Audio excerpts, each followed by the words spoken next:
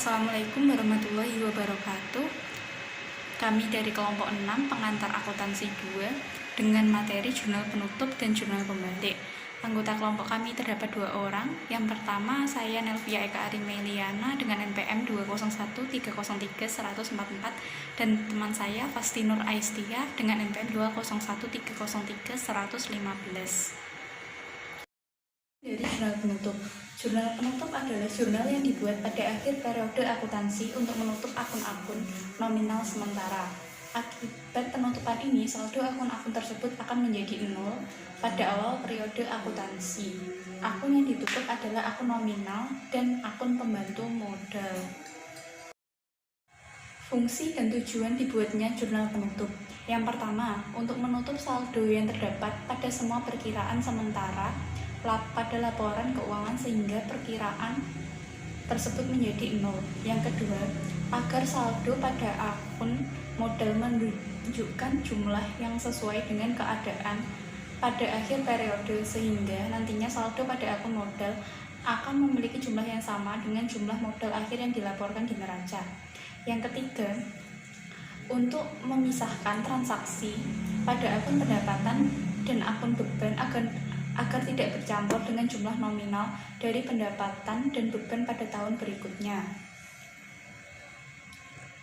Fungsi yang keempat yaitu untuk menyajikan neraca pada awal periode di tahun selanjutnya setelah dilakukan penutupan buku di akhir tahun. Yang fungsi kelima, untuk mempermudah membaca laporan keuangan pada saat dilakukan pemeriksaan karena sebelumnya telah dilakukan pemisahan transaksi yang terjadi antara periode sekarang dengan transaksi pada periode akuntansi di tahun berikutnya. Dan fungsi yang terakhir yaitu untuk menyajikan informasi keuangan sebenarnya atau dalam kondisi real dan akurat dari suatu perusahaan setelah penutupan buku dilakukan atau jurnal penutup. Akun sebenarnya terdiri dari harta, ekuitas, dan kewajiban pada suatu laporan keuangan. Akun-akun apa saja yang harus ditutup? Terdapat sedikit perbedaan jurnal penutupan antara perusahaan, jasa, dagang, dan perusahaan manufaktur. Karena di perusahaan manufaktur, maka akun-akun yang kita tutup yaitu penjualan beserta retur penjualan dan potongan penjualan. Yang kedua, akun beban. Akun beban ini terdapat 2 ya. Yang pertama, akun beban di laporan laba rugi dan akun beban di laporan harga pokok produksi. Yang ketiga, pembelian bahan baku, retur pembelian bahan baku, serta potongan pembelian bahan baku. Yang keempat, ikhtisar laba rugi. Yang kelima, RAIF. Yang keenam, harga pokok penjualan dan harga pokok produksi. Laporan yang dibutuhkan dalam pembuatan jurnal penutup. Yang pertama, terdapat laporan harga pokok produksi. Laporan harga pokok produksi ini untuk mengetahui berapa beban-beban apa saja yang terdapat dalam laporan harga pokok produksi serta harga pokok produksi yang kemudian akan ditutup. Yang kedua, terdapat laporan laba rugi. Di sini kita dapat mengetahui biaya-biaya yang terdapat di laporan laba rugi beserta penjualan, retur penjualan, dan potongan penjualan. Yang ketiga, laporan harga pokok penjualan. Untuk mengetahui jumlah harga pokok penjualan yang kemudian nanti akan ditutup.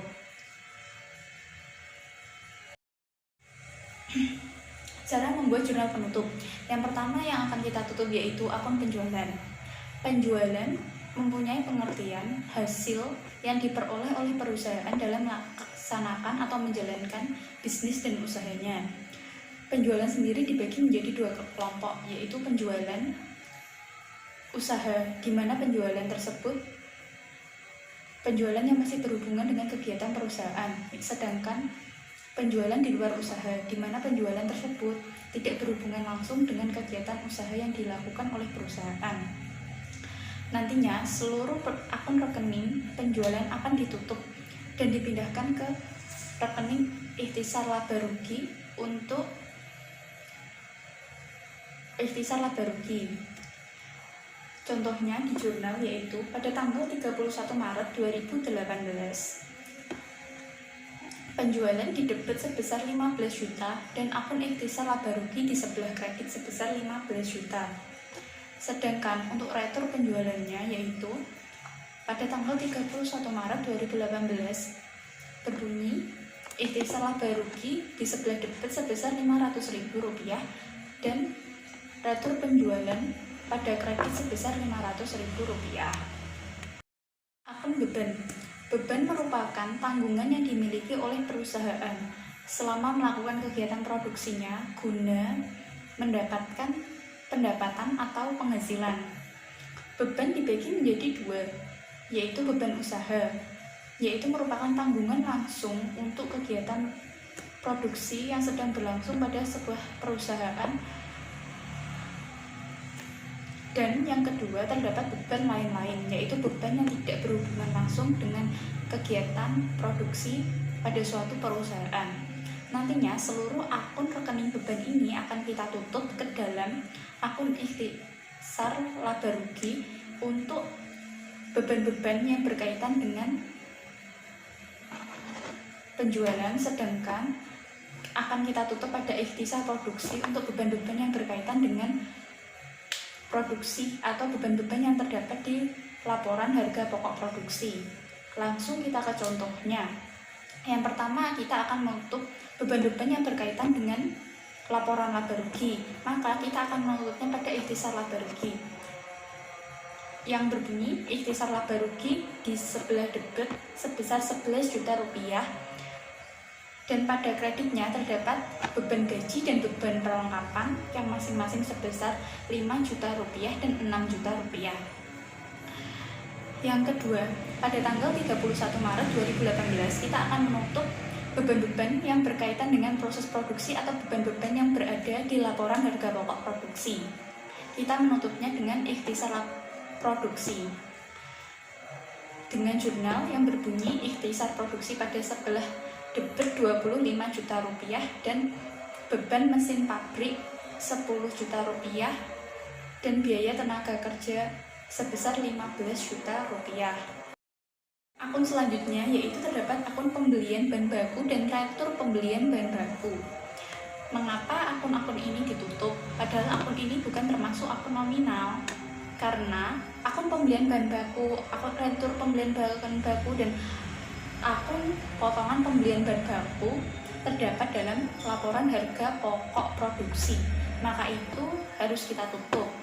Dan pada jurnalnya sendiri berbunyi pada tanggal 31 Maret 2018 ikhtisar produksi di sebelah debit sebesar Rp50 juta dan di sebelah kredit terdapat pembelian bahan baku sebesar Rp50 juta. Yang kedua, retur pembelian. Pada tanggal 31 Maret 2021, bunyinya yaitu retur pembelian di sebelah debit sebesar Rp500.000 dan ikhtisar produksi di sebelah kredit sebesar Rp500.000. Akun ikhtisar laba rugi. Saat pembuatan jurnal penutup, seluruh akun ikhtisar laba rugi akan ditutup dan saldo ikhtisar laba rugi akan kita pindahkan ke dalam akun modal. Pada akun ikhtisar laba rugi akan terjadi dua kondisi, yaitu terjadi apabila saat laba di mana pendapatan lebih besar daripada beban, atau rugi di mana pendapatan sendiri lebih kecil daripada beban. Apabila diperoleh laba, maka jurnalnya akan berbunyi ikhtisar laba rugi di debit dan akun modal di sebelah kredit. Dan sebaliknya bila terjadi rugi, yaitu akun modal di debit dan ikhtisar laba rugi di kredit. Dengan contoh jurnal sebagai berikut. Jika laba pada tanggal 31 Maret 2018 jurnalnya berbunyi ikhtisar laba rugi di sebelah debit Rp150 juta dan modal di sebelah kredit sebesar Rp150 juta. Jika rugi yang terjadi, maka jurnalnya pada tanggal 31 Maret 2018 berbunyi modal di sebelah debit Rp150 juta dan ikhtisar laba rugi di sebelah kredit sebesar Rp150 juta. Dan akun yang kita tutup selanjutnya terdapat akun private. Penutup Akun PREV ini mempunyai pengertian sebagai penarikan modal yang berasal dari pemilik usaha tersebut. PREV ini biasanya terjadi dalam perusahaan dalam skala yang kecil atau perusahaan perorangan. Nantinya seluruh akun PREV ini akan ditutup kepada akun modal. Contoh jurnalnya yaitu pada tanggal 31 Maret 2018 terdapat penutupan PREV, yaitu bunyinya modal di sebelah debit sebesar 50 juta rupiah dan PREV di sebelah kredit sebesar 50 juta rupiah. Yang terakhir terdapat harga pokok penjualan dan harga pokok produksi. Harga pokok penjualan adalah harga pokok penjualan ataupun harga pokok produksi adalah jumlah keseluruhan biaya yang harus dikeluarkan oleh perusahaan untuk memproduksi barang atau jasa. Yang pertama, bunyinya jika harga pokok penjualan pada tanggal 31 Maret 2018 ditutup harga pokok penjualan yang berbunyi ikhtisar laba rugi di sebelah kredit sebesar 485 juta dan di sebelah kredit harga pokok penjualan sebesar 485 juta. Begitupun bila kita akan menutup harga pokok produksi. Contohnya, pada tanggal 31 Maret 2018 akan ditutup harga pokok produksi, maka jurnalnya berbunyi ikhtisar laba rugi sebesar 485 juta pada harga pokok produksi sebesar 485 juta. Baik, presentasi selanjutnya akan diteruskan oleh rekan saya yang bernama Fasti Nur Aistia. Selanjutnya, jurnal pembalik. Jurnal pembalik adalah jurnal untuk membalik jurnal penyesuaian yang menimbulkan akun neraca. Jika tidak dibalik, akan terjadi akun ganda. Dengan kata lain, jurnal yang memiliki istilah lain reverse entry ini yang dibuat pada awal periode akuntansi berikutnya untuk membalik jurnal penyesuaian yang menimbulkan perkiraan rate baru. Jurnal ini merupakan jurnal yang sengaja dibuat untuk membalik beberapa jurnal penyesuaian tertentu yang sudah disusun pada periode sebelumnya. Penyusunan jurnal ini dalam proses atau siklus akuntansi adalah opsional, artinya kita boleh membuat jurnal pembalik atau kita juga boleh tidak membuat jurnal pembalik. Beberapa fungsi jurnal pembalik. Yang pertama, mempermudah pencatatan transaksi pada awal periode akuntansi yang baru, terutama yang berhubungan dengan ayat jurnal penyesuaian. Yang kedua, menyederhanakan penyusunan jurnal pada periode akuntansi berikutnya. Jurnal pembalik dapat memberikan manfaat bila perusahaan membuat ayat jurnal penyesuaian dapat membuat ayat jurnal yang jumlahnya banyak. Yang ketiga, meminimalkan kesalahan atau kekeliruan yang mungkin bisa terjadi, seperti menghindari pengakuan biaya atau pendapatan yang double karena penyusunan ayat jurnal penyesuaian.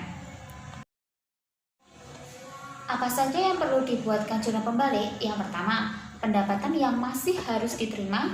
Yang kedua, beban dibayar di muka bila diakui sebagai beban. Yang ketiga, beban yang masih harus dibayar. Dan yang keempat, penghasilan diterima di muka jika diakui sebagai pendapatan. Selanjutnya adalah format jurnal pembalik. Untuk format jurnal pembalik sendiri ini sama seperti jurnal umum dan jurnal penyesuaian. Ada nama perusahaan, selanjutnya nama jurnal pembaliknya, dan periode jurnal pembalik. Selanjutnya adalah contoh jurnal pembalik. Yang pertama, pendapatan yang masih harus diterima. Contoh, perusahaan menerima pendapatan bunga periode Maret yang akan diterima setiap tanggal 1 April sebesar 6 juta. Untuk jurnal penyesuaiannya adalah pada tanggal 31 Maret 2018, piutang pendapatan pada pendapatan bunga sebesar 6 juta. Selanjutnya pada tanggal 1 April 2018, jurnal pembaliknya pendapatan bunga pada piutang bunga sebesar 6 juta. Contoh yang kedua adalah beban yang masih harus dibayar. Beban yang masih harus dikeluarkan atau dibayar oleh perusahaan pada akhir periode akuntansi, sehingga beban tersebut masih akan berlanjut pada periode akuntansi berikutnya. Contoh kasusnya, perusahaan membayar gaji setiap tanggal 3 untuk gaji bulan sebelumnya.